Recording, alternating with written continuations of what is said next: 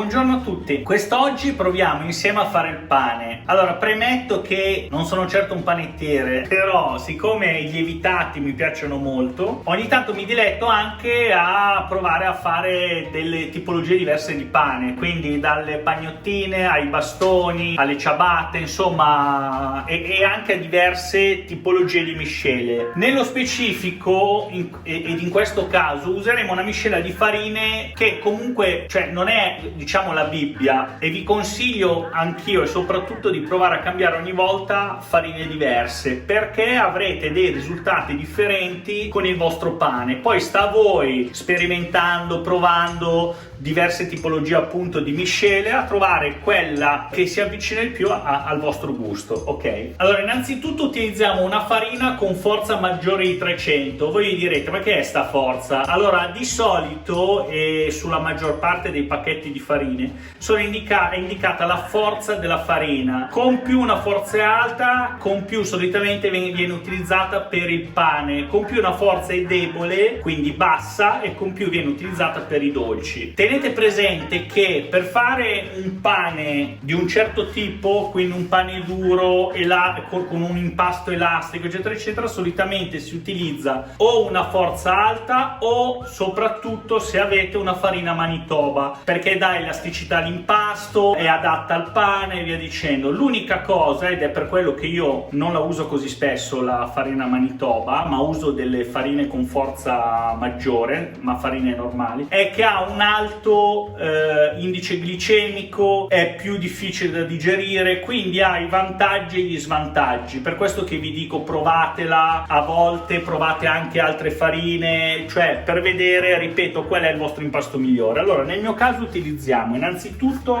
facciamo una bella pagnotta da mezzo chilo, cioè utilizziamo 500 grammi di farina, quindi mettiamo metà farina con forza maggiore di 300 e metà farina normale più debole, ok? Ripeto, la forza e la debolezza l'andate a vedere nelle proteine della farina. Se una farina ha proteine pari a 9, ad esempio, è più indicata per i dolci. Se una farina ha tante proteine tipo 11, 12, 13, 14, è più indicata a essere utilizzata e mischiata per fare le pizze o il pane, ok? Allora, andiamo a mettere innanzitutto 250 grammi.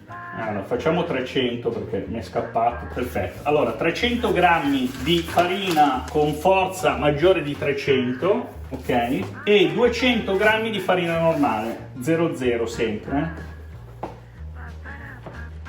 Perfetto.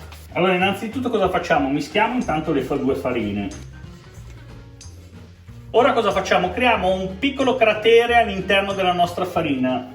Quanto lievito ci andiamo a mettere? Discorso importante sui lieviti. Su internet trovate, poi lo troverete quando avrò finito anche il mio sito, una tabellina per la lievitazione, dal lievito di birra al lievito fresco al lievito secco e via dicendo, perché in funzione del lievito cambia il tempo, la temperatura, il quantitativo di lievito utilizzato per far lievitare la pasta e via dicendo. Allora, in linea di massima, in base alla mia esperienza, ripeto, non è necessario 15 grammi o un panetto intero di lievito per far lievitare il pane, se lo fate lievitare a lungo, cioè per almeno 6-8 ore, come faccio io. Di solito lo faccio la mattina, alla sera il mio impasto è pronto e quindi ha lievitato per circa 8, addirittura anche 10 ore. Quindi diciamo che su mezzo chilo anche 4-5 grammi di lievito sono più che sufficienti, ok? Ora cosa facciamo? Allora, facciamo un impasto ad alta idratazione. Che cosa vuol dire? L'alta idratazione sarebbe con più acqua possibile, cioè con più è alta è l'acqua, almeno al 70% come nel nostro caso, significa un impasto ad alta idratazione. Quindi iniziamo ad andare a mettere la nostra acqua, ne metteremo 300 grammi su 500. Allora, iniziamo a mettere solo un po' di acqua, abbiamo detto 300, ne mettiamo ad esempio 50 grammi, che ci servono solamente per sciogliere il lievito che abbiamo messo prima. Quindi con un cucchiaino giriamo e facciamo sciogliere il lievito che abbiamo precedentemente messo. Allora, l'acqua vi consiglio di metterla, se avete un termometro, a 27 gradi, che non è proprio tiepida, è poco meno che freddo e poco più che freddo. è poco meno che tiepida e poco più. Mettete l'acqua, se avete un termometro a 27 gradi, se non l'avete l'importante è che l'acqua non sia freddissima. Copriamo con la farina e gli diamo una girata. Ora creiamo uno spazio con la nostra spatolina di lato, metà cucchiaio di sale. Metto anche metà cucchiaio di zucchero perché aiuta a far dorare la superficie del mio pane. E poi aggiungo l'acqua, ne abbiamo messi 50 grammi, ne dobbiamo mettere ancora 250. Perfetto.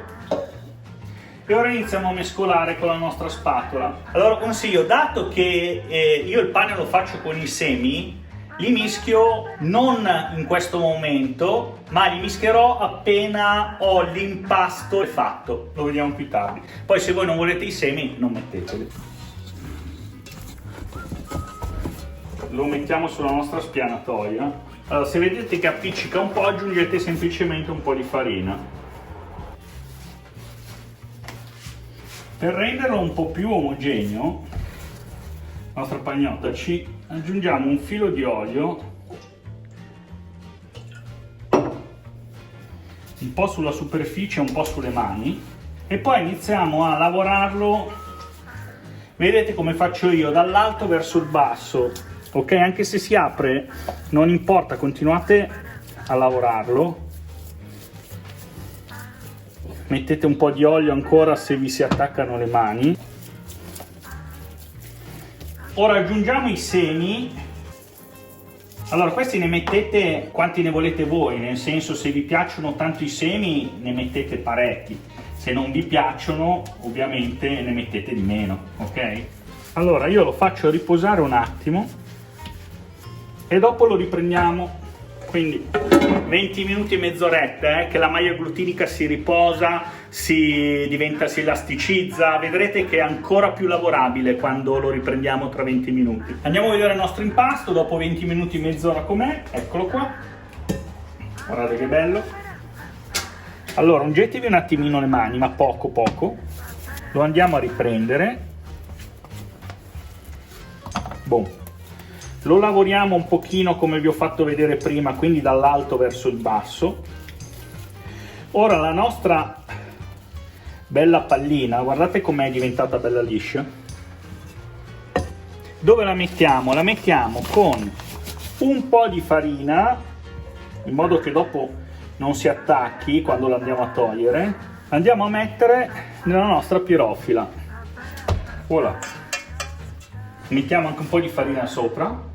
Ora la copriamo o con della pellicola, che vi sconsiglio così non buttiamo via plastica, no? Politene, che ce n'è già abbastanza nel mondo. Mettiamo un bel coperchio, lo teniamo al coperchio in una zona temperata. Cosa vuol dire? Dai 25 ai 28 gradi, che è la temperatura ideale. Se avete un forno lo accendete, lo spegnete, mettete dentro l'impasto e tenete accesa la luce del forno, che dovrebbe mantenere la temperatura ideale per la lievitazione. Se poi avete un forno eccezionale che ha anche la temperatura di lievitazione del pane, allora è il top. Ci vediamo stasera con il nostro pane.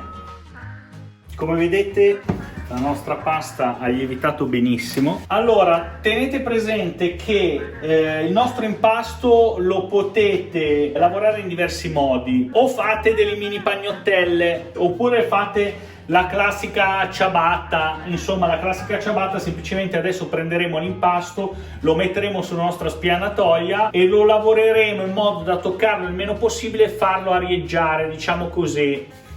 Eccolo qua. Si può fare in tanti modi, io l'ho già fatto, ho già provato a farlo in tanti modi, o semplicemente metterlo direttamente così all'interno del forno, quindi a formare una specie di ciabatta o di pagnotta, diciamo più che ciabatta, senza toccarlo, senza premerlo, senza impastarlo, eccetera eccetera. Nel mio caso io utilizzerò una forma, perché voglio dargli la forma della baguette, diciamo così. Non è proprio una baguette, però voglio fare un pane allungato, ok? Non voglio che si allarghi troppo durante la cottura, quindi ci vuole un contenitore che contenga appunto il nostro impasto.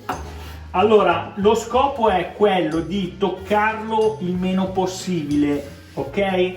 Anzi, in molti video fanno vedere che cosa fanno col nostro pane.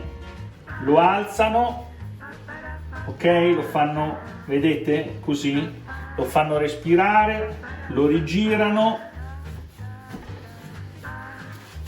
Queste sarebbero le pieghe di rinforzo, vedete che si formano delle pieghe perché il pane lo pieghiamo su se stesso, lo facciamo arieggiare, questo serve per dare più aria al nostro impasto. Lo prendiamo, lo chiudiamo un attimino ai bordi, senza toccarlo troppo, e lo mettiamo direttamente nel nostro impasto, nella nostra forma.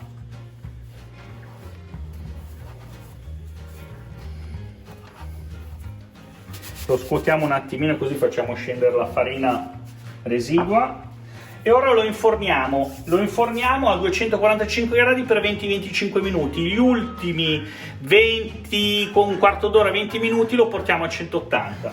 Allora eccoci qua, dopo la cottura del nostro pane con circa 8 ore di lievitazione si è raffreddato al punto giusto e ora possiamo tagliarlo per vedere qual è il risultato finale. Siete pronti? Allora già secondo me è bellissimo, comunque andiamo a vederlo dentro. Bello croccante.